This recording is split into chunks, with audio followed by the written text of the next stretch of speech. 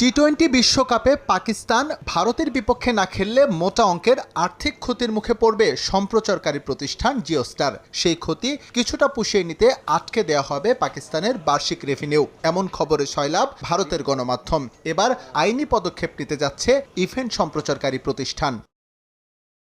ভারতীয় গণমাধ্যমের দাবি, পিসিবিকে বিপাকে ফেলতে মামলা করতে পারে মুকেশ আম্বানির জিওস্টার। এ মামলায় সম্পৃক্ত করা হতে পারে আইসিসিকেও, কারণ সম্প্রচার প্রতিষ্ঠানের সঙ্গে কোনো চুক্তি নেই পাকিস্তান ক্রিকেটের। তাদের এই আর্থিক ক্ষতির পুরোটাই বর্তায় আইসিসির উপর। জিওস্টার শেষ পর্যন্ত কৌশলগত কারণেই এই পথে হাঁটতে পারে বলে ইঙ্গিত দিয়েছে পিসিবি সূত্র।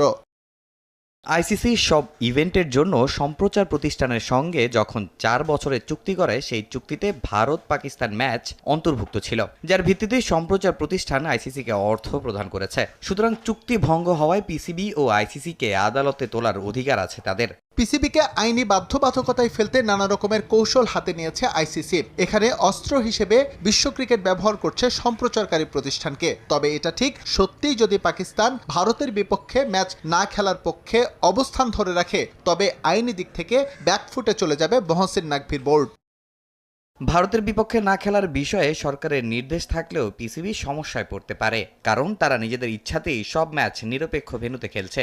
ভারত সরকার তাদের দলকে পাকিস্তানে খেলার অনুমতি না দিলেও এশিয়া কাপ কিংবা আইসিসি ইভেন্টে নিরপেক্ষ ভেন্যুতে পাকিস্তানের বিপক্ষে খেলতে কখনোই বাধা দেয়নি। এমনকি মে মাসের সংঘাতের পরও এই সিদ্ধান্ত থেকে সরে আসেনি ভারত।